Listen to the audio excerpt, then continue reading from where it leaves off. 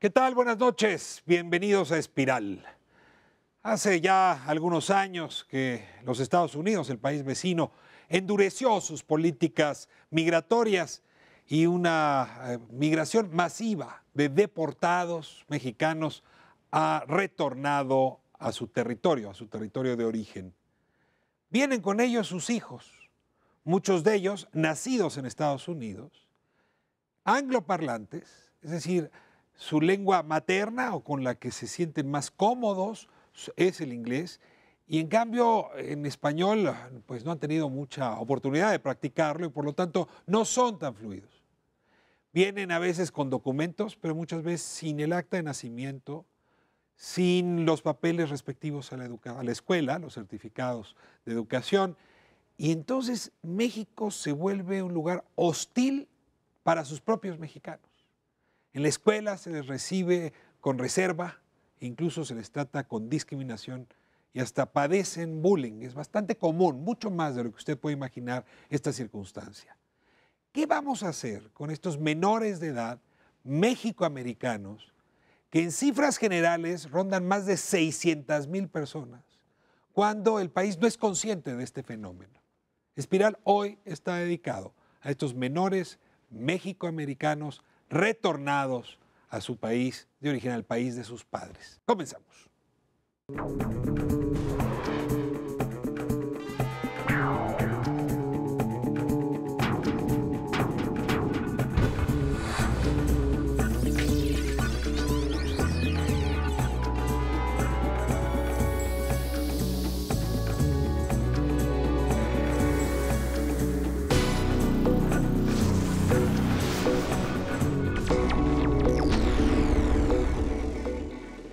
Bueno, abrimos nuestra conversación de esta noche hablando de los niños y niñas, de los adolescentes mexicoamericanos, como anunciaba ahora en la introducción, que por voluntad de sus padres, no por voluntad propia, han tenido que dejar los Estados Unidos para venir a México y las dificultades que enfrentan, los derechos que quedan incumplidos o que son difíciles de ejercer. Y tengo, la verdad, un panel de lujo, de gente que desde distintos ángulos ha venido estudiando el problema, que tiene soluciones y que nos va a permitir llamar la atención sobre este asunto que a mí me parece de enorme relevancia. Hicimos hace poco el programa de los otros Dreamers, ahora vamos a hablar de estos otros niños que también están en circunstancia similar.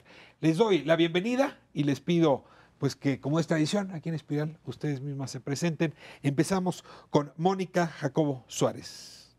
Buenas noches, Ricardo. Muchas gracias por la invitación. Soy Mónica Jacobo, soy académica del CIDE y la forma en cómo yo llegué al tema de migración fue precisamente a partir de mi propia historia migratoria.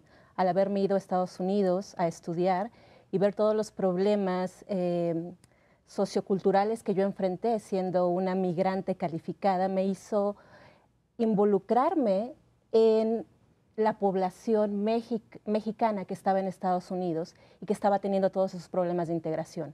Ahora que estoy de regreso a México, me enfoco justo en la población mexicoamericana que ha regresado a México y tiene ahora innumerables problemas para su reintegración en México. Mónica, te agradezco mucho que nos acompañes esta noche y le doy ahora la bienvenida a Paulina Mancebo. Ricardo, muy buenas noches. Muchísimas gracias por la invitación. Bueno, pues yo estoy en la Secretaría de Gobernación, soy directora en la Unidad de Política Migratoria y llegué al tema migratorio desde el tema de transparencia y rendición de cuentas y de ahí me enamoré y llevo varios años trabajando el tema migratorio en la unidad. Muchísimas gracias por estar aquí y tengo también con nosotros a Stacy Dawson. Buenas noches, muchas gracias por la invitación. Yo trabajo en la Embajada estadounidense desde hace un año aquí en México. Soy oficial de pasaportes, ahí trabajo por la mañana con solicitudes de pasaportes y reportes de nacimiento, así que encuentro a estos niños cada día, sus familias cada día por la ventanilla. Me llamó mucho la atención este tema de los niños migrantes, porque cuando se ve nuestra sala de espera, no parece una sala que esperaba de familiares, no son muchos gringos allá, por allá. Hay muchas familias aquí binacionales y me llamó mucho la atención en hablar con estas familias y conocer sus problemas, los problemas que tienen acá, aunque tienen los mismos derechos en ambos países. Así que sí, en mi trabajo diario. Te ha tocado en vida cotidiana Sí. entender el fenómeno. Tomaremos oportunidad justamente a partir de tu experiencia. Muchas gracias, Stacy. Y le doy la bienvenida también a Frida Espinosa. Hola, buenas tardes, muchas gracias por la invitación. Bueno, mi nombre es Frida y yo soy hija de padres migrantes. Yo migré de Guadalajara a Arizona de chica, de 2 años. Yo viví como indocumentada por 13 años en Tucson, Arizona. Y entonces no nomás a lo personal, sino que también estudié estudios de la frontera, bueno, también a través del el trabajo comunitario que es muy fuerte en Arizona, porque se tiene que estar muy fuerte en la comunidad en Arizona. Y ahora, pues con esta gran sorpresa de la vida que me regresa, yo soy salubrista, tengo maestría en salud pública, sin embargo, pues me encuentro ahora en una posición de realmente, yo me identifico con esta niñez binacional, migrante, que ahora está en México y que se está tratando de reintegrar. ¿Por qué regresaste a México? Bueno, porque siempre he sido una persona binacional, una mujer que siempre, aunque fui documentada, siempre pude regresar a Guadalajara y sí, siempre pude tener este acercamiento a mis 2 países. Pero no fue por razones forzosas, fue por decisión propia. No, por decisión propia. Muy bien, pues vamos a abrir el tema. A ver, yo quisiera que me ayudan a entender el fenómeno. Si me equivoco, me detienen. Se endurece la política migratoria en los Estados Unidos. Hay un mayor número de mexicoamericanos o de mexicanos que por no tener papeles se regresan a México. Son deportados o las condiciones económicas se complicaron. Claro. En la crisis de 2008, 2009, en Arizona, por ejemplo, es una cantidad importante, Nevada, se regresaron. Y sus hijos que nacieron allá, que tienen el birth certificate, el acta de nacimiento, que tienen Social Security Number, es decir, todos los papeles en regla, no se pueden quedar en Estados Unidos pues porque dependen de sus padres. Entonces, ellos se ven forzados a regresar a México.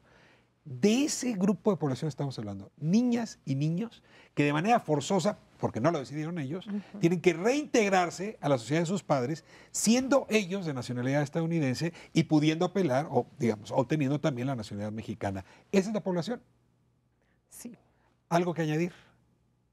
Ayúdenme a caracterizarla, ayúdenme a ponerle rostros, nombres, historias a esta población. Una característica es de que no regresan con la nacionalidad mexicana inscrita. Y esa es la gran problemática, que regresan solo con los documentos que comprueban la ciudadanía de Estados Unidos. O regresan sin documentos, regresan sin su acta de nacimiento americana, sin alguna inscripción mexicana. Básicamente son indocumentados en su propia tierra. Y son niños que además están socializados en Estados Unidos, ¿no?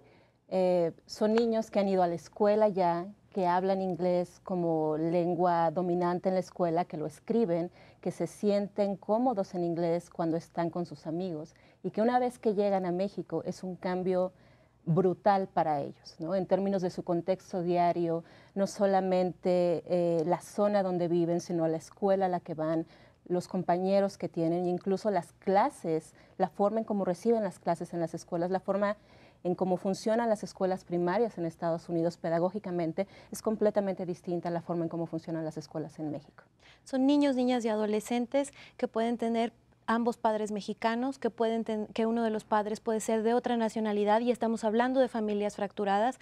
Son niños, niñas y adolescentes que están viviendo sus propios procesos relacionados con la infancia y la adolescencia y se enfrentan a un país, a un idioma, a una cultura, a una sociedad que no los conoce y eventualmente tampoco los reconoce.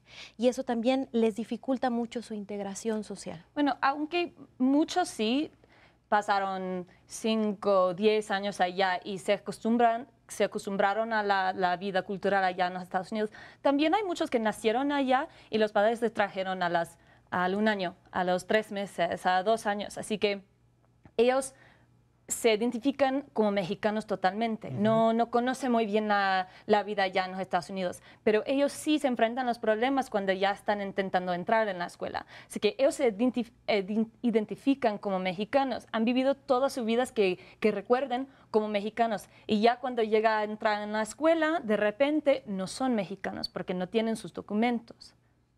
A ver, hay un problema de identidad jurídica y de identidad cultural. Así es. Así es. La identidad cultural es un poco más difícil, requiere más tiempo de discusión y la vamos a tener. Déjeme empezar por la parte más sencilla. ¿Cuáles son los problemas de identidad jurídica que ustedes tienen más o menos identificados? La autoridad, tanto de los Estados Unidos como de México. Es decir, ¿qué es ese acta de nacimiento? ¿Son papeles? ¿Es reconocimiento escolar? A ver, cuéntenme un poco la parte jurídica. ¿Por qué no fueron registrados allá? ¿No tienen matrícula consular? ¿Sus papás nunca los llevan al consulado? ¿Dónde está el problema jurídico que mayormente enfrentan estos niños y niñas y adolescentes? Tienen un acta de nacimiento americana. La mayoría de ellos tienen un acta de nacimiento americana que cuando vienen a México, pues las autoridades los reconocen como estadounidenses, pero son mexicanos. Entonces, ahí vienen ciertas dificultades a la hora Pero del... déjate pregunto. Si eres hijo de mexicanos, eres mexicano. Sí. Por derecho. Por derecho. Por derecho. Por derecho. ¿Cómo vuelves eso realidad? Si llegas, tocas la puerta de quién, del registro civil, del y dices, a mí registro mis civil. papás son mexicanos, deme un acta de nacimiento, ¿cómo ocurre eso? Bueno, sí, o sea, perdón, si estás en Estados Unidos, lo que haces es acercarte a un consulado de tu ciudad y hacer la inscripción de la nacionalidad mexicana estando allá, que ahí pues ocupa solamente el acta de nacimiento de los padres y es un proceso un poco más fácil.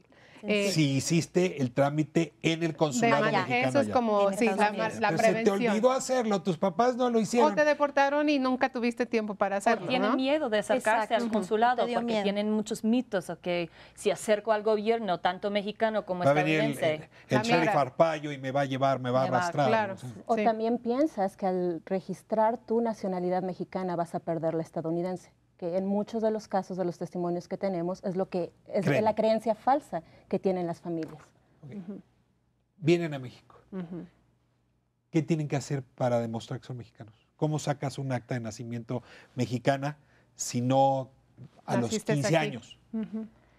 Requieres, bueno, son varios requisitos para hacer tu registro de nacionalidad mexicana una vez que estás aquí, ¿no? El primero, el más importante, es tu acta original, en este caso estadounidense, apostillada y certificada por un perito oficial, ¿no?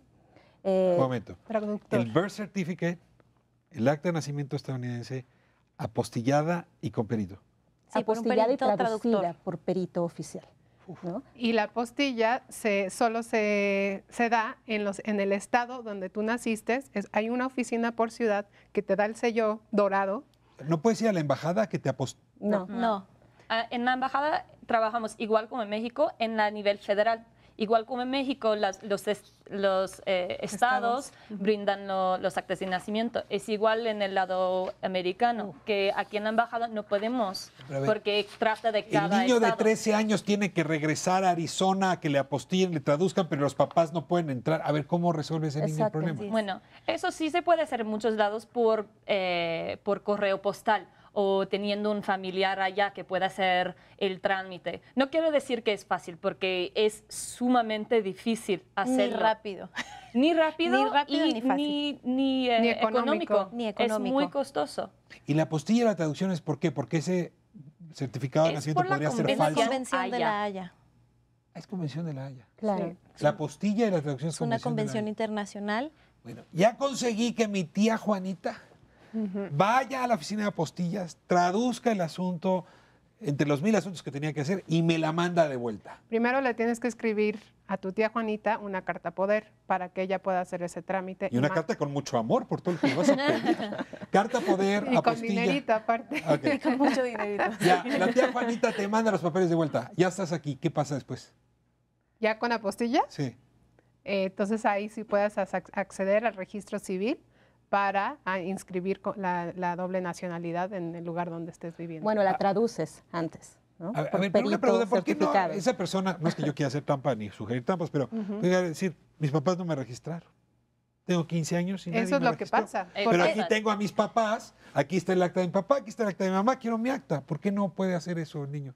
Nosotros tenemos casos en Veracruz donde no nomás ellos están diciendo eso, sino que los mismos oficiales de los registros, por una lana, te están dando la doble nacionalidad, pero o simplemente dándote un acta de nacimiento demostrando que naciste en México. Es Entonces, una eso ya otra irregularidad. cosa. Y además estás duplicando eso no es correcto, ¿no? No es que Claro. te están otorgando una doble nacionalidad, están diciendo que Ricardo Rafael, que nació en Estados Unidos, No es el mismo que no el es que el nació mismo aquí. No es el mismo que nació en aquí, México. Son dos ¿no? personas. Son Sí, dos personas. eso es doble personalidad. Sin doble embargo, nacionalidad. sin embargo, tienen que, a veces las familias acceden a eso, simplemente porque no pueden hacerlo de otra manera. Y arreglar ese proceso también solo es un proceso jurídico, no hay penalidad por hacerlo. Stacy. Bueno, y eso también puede causar problemas cuando están intentando documentarles como americanos, porque ya vienen todas sus vidas pensando, bueno, con sus documentos, con su acta de nacimiento de 4 años diciendo que nació en Oaxaca, y ya acerca a la embajada y dice, bueno, pero realmente nací allá en los Estados Unidos. Y tienen miedo, hoy me van a rechazar porque tengo estos 2 actas de nacimiento, y tenemos nosotros que averiguar cuál es la realidad, cuál es la verdad, y brindar los pasaportes a los que realmente nacieron en los Estados Unidos. El problema es la historia de vida que tiene que seguir después. O sea, si tú tienes 2 actas de nacimiento, se te sigue dificultando el acceso. Porque sí, mientras estás en México, tienes un acta de nacimiento, haces una vida de mexicano, pero luego para la obtención de documentos de viaje se vuelve una dificultad. O para ejercer tu doble nacionalidad, que es su derecho. Tienen dificultades para poderla ejercer plenamente. Bueno, el siguiente tema es, bueno, el niño ya tiene la nacionalidad certificada mexicana y ahora tiene que ir a la escuela. Pero resulta que entre que recibió un papel y entró a la escuela pasó un año. En la misma corte me cuentan de la escuela, porque supongo que ese es el otro gran asunto. Vamos a ir hablando de los menores mexicoamericanos que tantas dificultades enfrentan aquí en su país. Regresamos.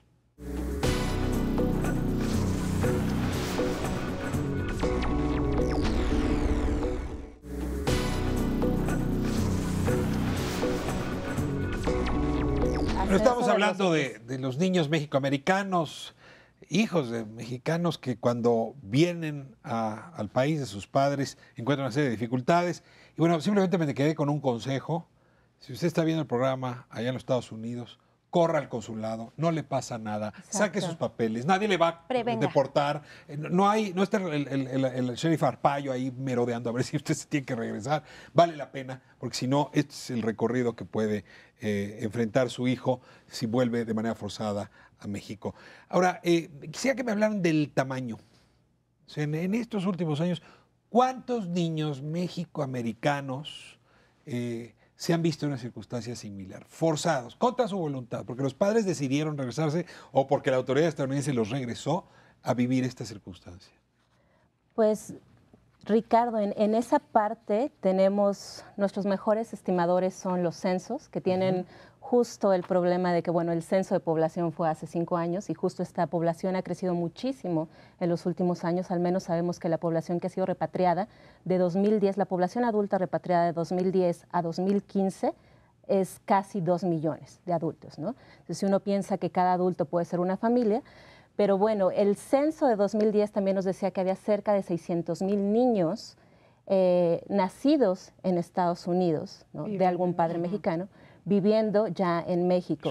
Hay varias ciudades mexicanas que no tienen 600,000 habitantes. Claro, Exacto, exacto, ¿no? Y también tenemos una concentración muy clara, ¿no? El último censo educativo que realizó el INEGI en 2014 nos daba que para educación básica solamente, es decir, en primaria y secundaria, había cerca de 420,000 niños mexicoamericanos registrados en las escuelas, ¿no? Otra cifra que a mí me gusta compartir es que en Estados Unidos ahorita aproximadamente hay 11 millones de indocumentados. De esos 11 millones de documentados, 50% tienen hijos estadounidenses.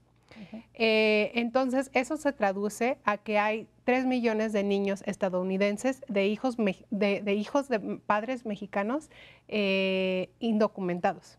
O sea, ese es el número que potencialmente, si siguen las deportaciones como están, a pesar de acción deferida, de todas estas reformas o propuestas más bien, ese es el número potencialmente que estamos enfrentando, que Estados Unidos y México tienen que conversar realmente, porque ese es el número, aparte de los que ya están aquí, que pueden regresar. A ver, les pregunto sobre todo a Stacy y a Paulina, ¿hay una suerte de grupo de trabajo entre los dos países para atender a esta población? ¿Hay diálogo entre los dos gobiernos?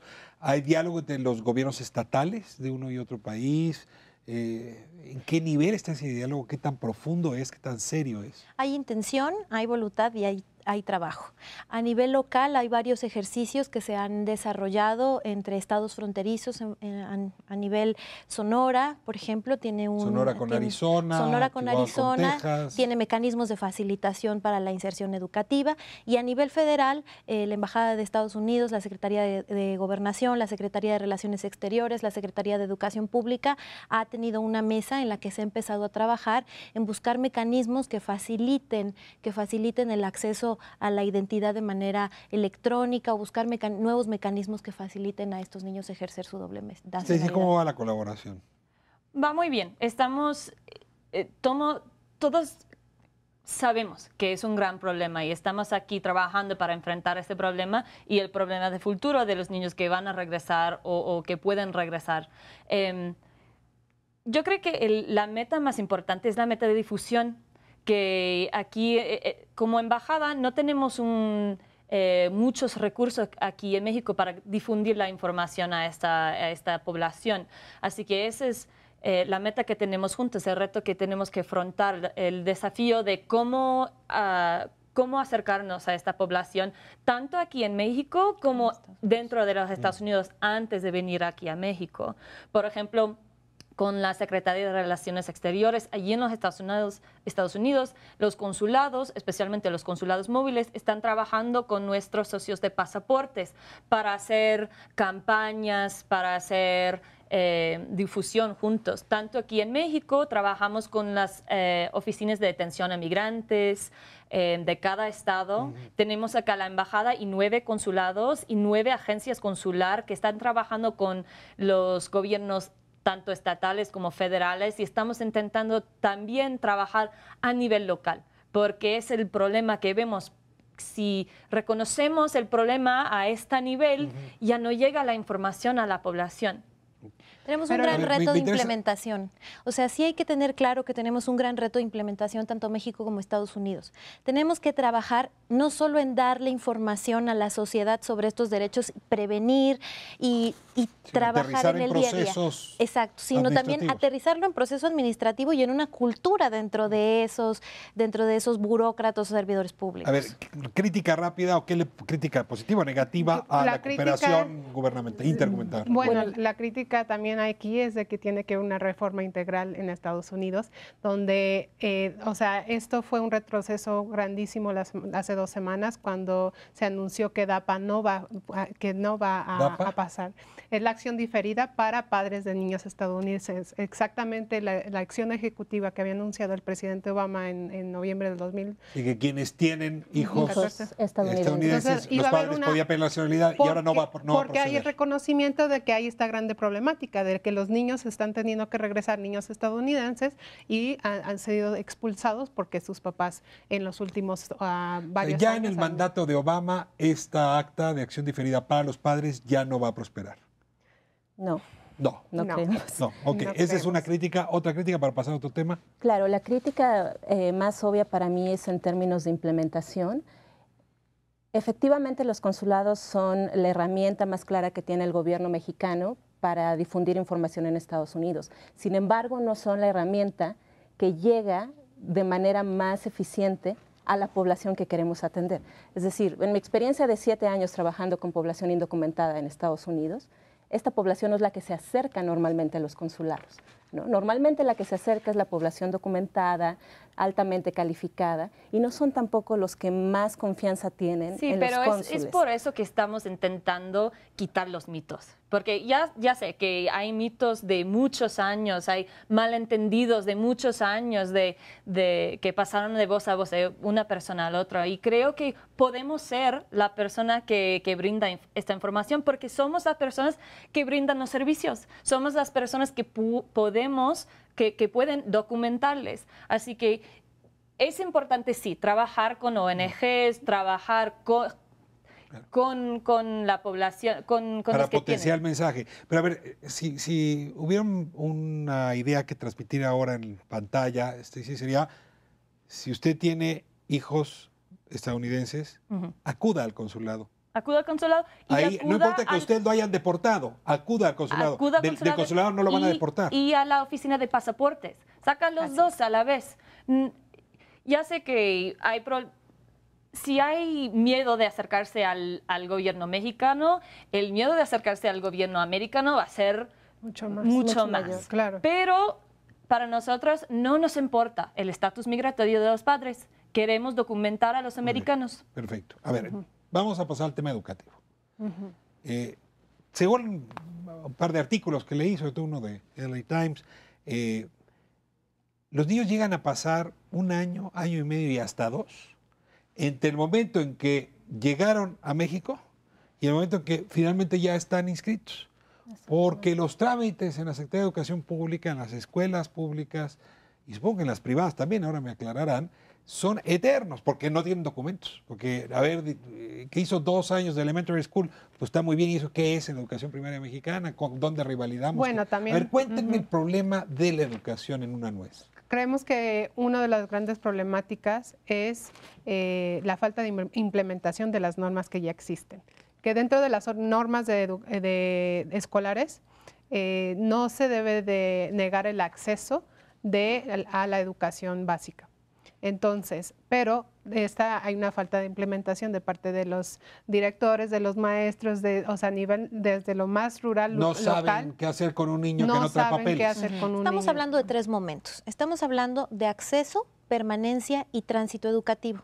Okay. Y estamos hablando en esos 3 momentos también de problemas con características diferentes. El primero es el acceso. Ellos tienen garantizado el acceso a la educación sin importar si traen o no el acta de nacimiento apostillada. Garantizado Si en el director norma. te dice, no, Garantizado en norma. Garantizado Sí. en norma. No Tenemos que no trabajar práctica. en la difusión para que las autoridades que el educativas director sepa que no hay problema. y los profesores Que la y los secretaria padres, que te recibe todos. tus documentos como padre sepa A que ver, no te y lo si yo tiene que como pedir. padre, me rechazaron hoy en la mañana, ¿a quién le hablo? Oiga, la directora de la escuela que le toca a mi hijo no me hace caso. Hablo a ¿A quién la le hablo? SEP, me llevo las normas de acceso y control escolar que ¿Dónde están en la página web De la SEP. de la SEP. ¿Otra vez podrías decir su nombre? Son los larguísimo. criterios, el acuerdo 286, que son los criterios de acceso e inscripción escolar. De Y se acceso las permanente. enseño a la... Sí. Ok, eso es acceso, luego decías permanencia. Permanencia, o sea, si yo no tengo mis papeles, yo tengo derecho a que mi hijo esté en la escuela, a que tome las clases. Mientras se resuelve el tema. Mientras se resuelve el tema.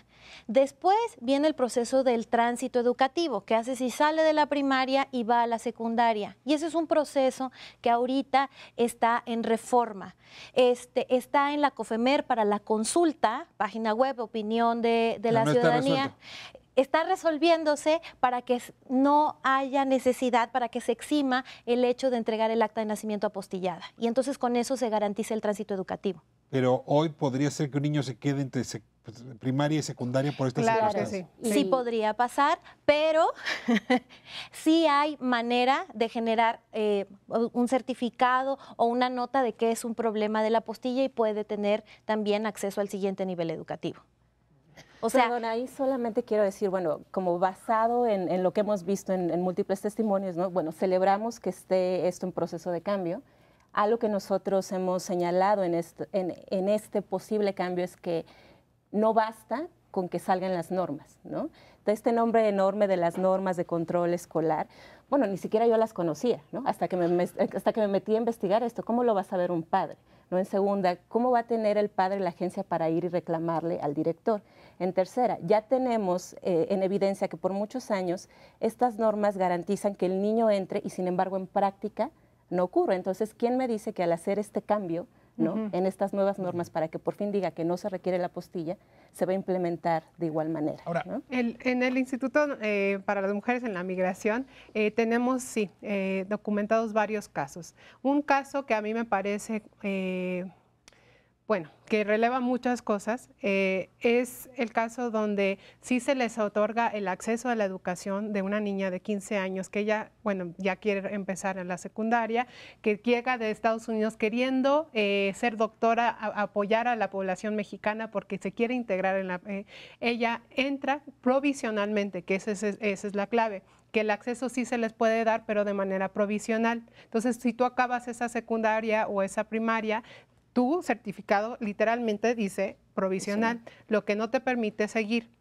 Bueno, ella entra, está cursando secundaria, pero también aparte, como es oyente, no se le permite usar el uniforme. Entonces, todas las demás amiguitas traen uniforme menos ella.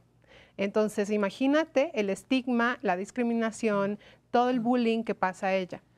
Pasa, perdón, más voy a comentar el caso.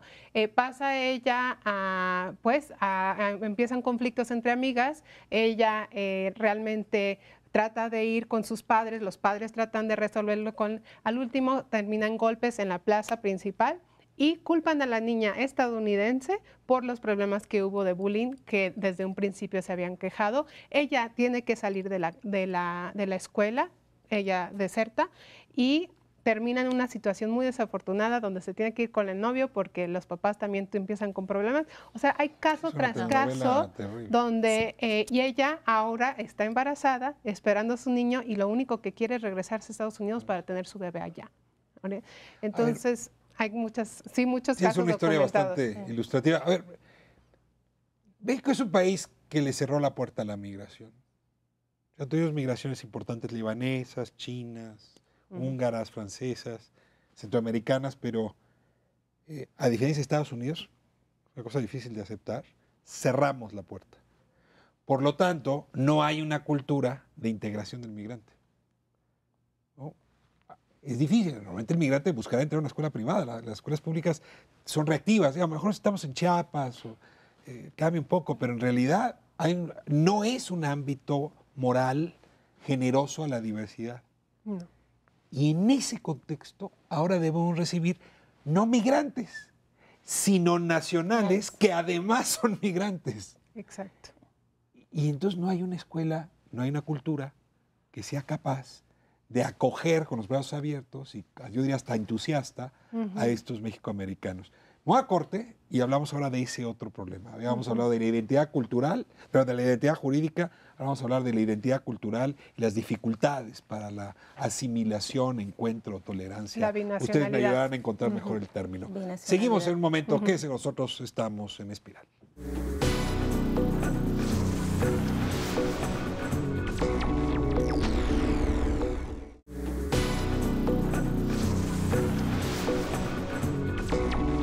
De vuelta en Espiral, hablando de menores mexicoamericanos retornados al país de sus padres, de las dificultades que encuentran. Y su país también, porque son constitucionalmente mexicanos. Con derechos plenos. Sí. Y sin embargo, no son tratados así.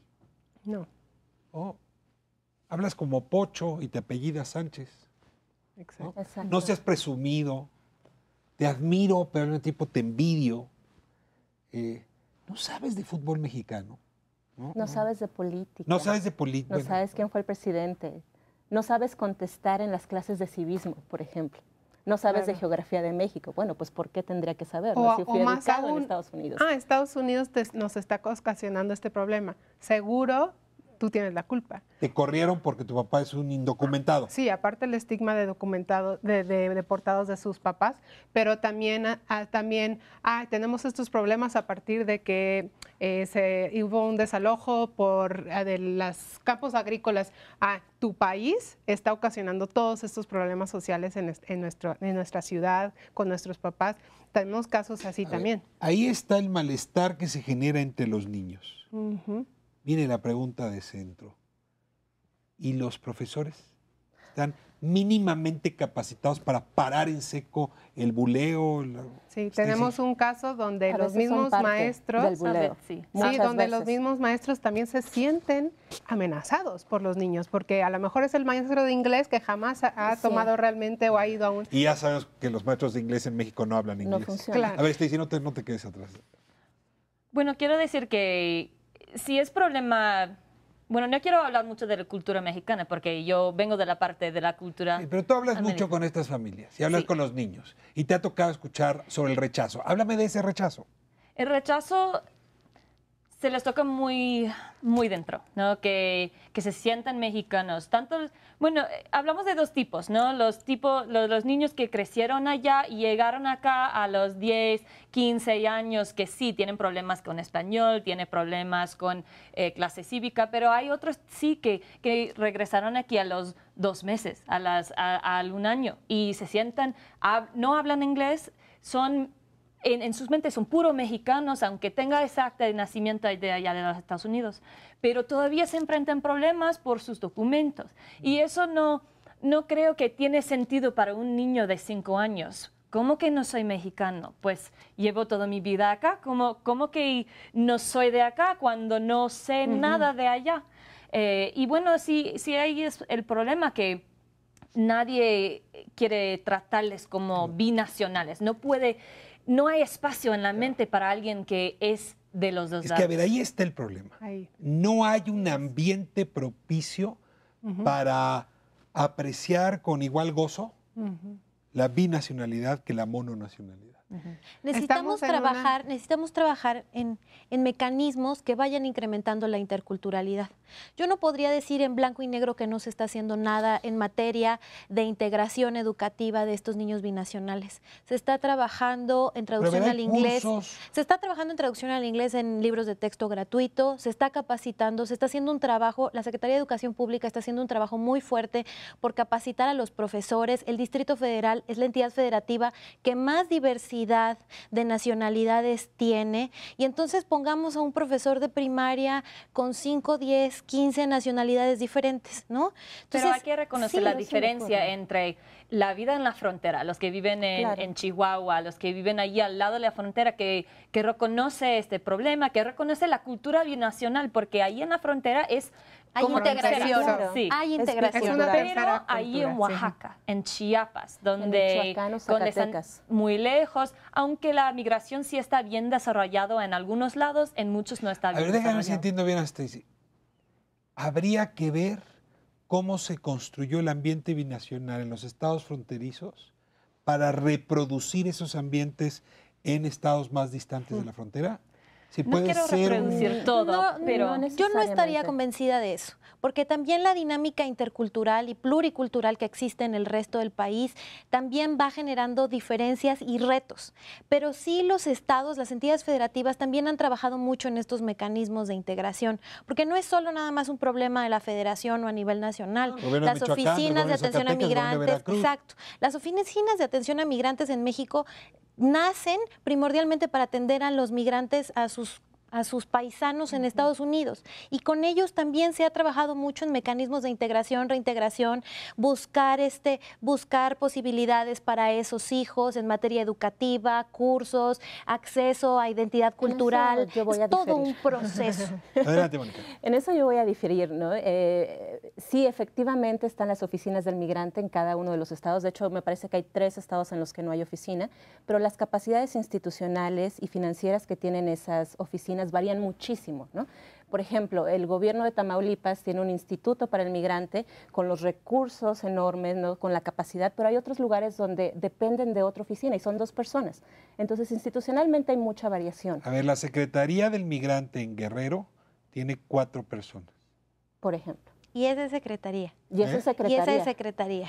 Puede haber un lugar que es oficina, ¿no? Que depende de otra dirección. Y el caso para mí que ha sido el más progresista realmente Tamaulipas, implementando un propio programa de apostillamiento, que ellos están corriendo con los gastos de apostillamiento, y lo digo porque he trabajado directamente con el director, no tienen ni siquiera idea de un programa de integración a nivel educativo. Y ese programa, por ejemplo, ha ayudado a 1000 niños. A 1000 niños. A 7000. Hay 7000 niños que ellos han documentado con la apostilla. Pero con el estado de Tamaulipas, es que estoy hablando específicamente del programa de Tamaulipas, que sí, reconocemos que es un programa que está funcionando, pero realmente los números y también los números en donde se están haciendo y se está logrando esta integración en la forma educativa son muy mínimos. Pregunta, ¿hay grupos de apoyo psicológico a niños migrantes? Es decir, yo sé que estoy yendo muy lejos, pero uno supondría que podría haber un acompañamiento. Y si mi niño anda dudando, no se siente bien como mexicano, pues siempre depende de dónde vive. Si hay recursos en tu ciudad, en tu pueblo, en tu lugar, hay recursos, pero como Mónica decía, depende del sitio. Ahí en Tamaulipas tiene sentido, allí sí tiene muy bien desarrollado su programa, pero mira, ellos pueden ir en coche hacia Austin, Texas, con 1000 actas de nacimiento para apostillarlas y a regresar. Alguien en Chiapas no puede ir en coche hacia Austin, Texas para apostillar los documentos. A ver, comunidades, porque a ver, claramente la comunidad de migrantes en Michoacán pesa muchísimo en Dallas y en Michoacán, mucho.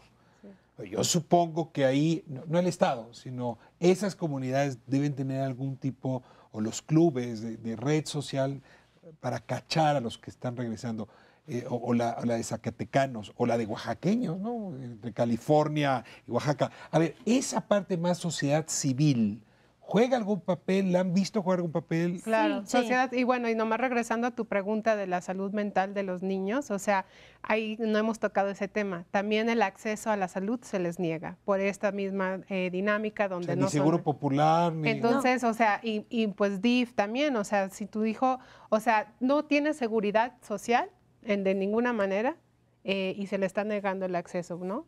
Entonces, pues esto está causando, y cada vez es como más, ¿no? Es como una bola de lodo que se forma. Yo me quiero regresar un poco, porque sí hay que pensar también en el contexto de cómo regresan los padres. Cuando un padre regresa, sí regresa con un cierto sentimiento de fracaso de su experiencia migratoria. Violentado. Violentado. A veces regresan sin pertenencias, sin posibilidad de poder recuperar su casa, su camioneta. O sea, a veces es muy difícil recuperar sus recursos económicos. Regresan con sus familias y con unos hijos que les cuesta trabajo integrarse. Y ese escenario, digamos, de vulnerabilidad se reproduce en casa y nos hace que tengamos que poner atención, nos pone un reto enfrente, en la atención psicológica no solo de esos niños, sino también de esos padres que tienen un sueño roto, que es esa experiencia migratoria. Sí, tenemos que trabajar en eso. La familia entera está en duelo. La familia entera está en duelo, pero es un reto que asumimos, es algo que sí tenemos que trabajar. El Programa Especial de Migración es un programa que se publicó en el año 2013 y que está buscando generar una perspectiva de atención integral para los migrantes, para todos los flujos migratorios, pero sí está contemplando líneas de acción, acciones no solo de la Secretaría de Gobernación, sino de una serie de dependencias que permita articular atención integral en favor del bienestar de los migrantes y sus familias. Entonces, es un proceso lo que se está haciendo. Y ahí es donde la sociedad civil tiene que entrar también para poder crear estas alianzas con el gobierno para asegurar que el Programa Especial de Migración sí se implemente. Sí, y las comunidades sí son muy importantes en este sentido, porque trata de una cuestión de ¿quién bien desarrollado está la migración en esa área? Porque sí, como la había comentado, hay lugares en que todo el mundo se va a Illinois, así que tiene familiares, amigos, conoce el proceso de ir y regresar, porque ya tiene esa comunidad, la migración está bien desarrollada allá. Pero en sitios donde no está bien desarrollada, porque ha cambiado mucho, la migración ha aumentado, ha bajado por alguna razón, la comunidad no está tan dispuesta, no está tan lista para ayudar a los otros que regresan o que se vayan. A ver, solo resumiendo a tu pregunta de qué existe, qué hay real en términos de programas, es cierto, tenemos estos marcos, ¿no? El PEM, que salió en 2013, programa especial de migración, y después salió, pero no tenía presupuesto asignado, entonces se empieza a ejecutar un año después. En términos reales, en términos de educación, no existe un programa bilingüe, por ejemplo, de educación, ¿no? Tampoco existe una capacitación para profesores. Interesante, lo hay con lenguas indígenas, pero no lo hay inglés-español.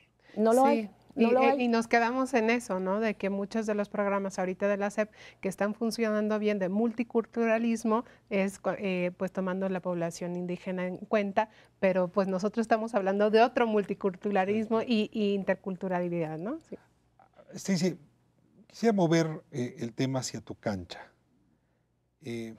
Más allá de las campañas de información, ¿qué están haciendo los Estados Unidos para proteger a sus nacionales que está en estas circunstancias? ¿Se pudieras decir, hay un programa, hay una actitud deliberada o están descubriendo el fenómeno? ¿Qué están haciendo? Bueno, hay que entender bien cuál es el papel del gobierno americano aquí en México. Aquí no somos el gobierno, no podemos brindar la educación, la salud, no podemos brindar esos servicios acá en México.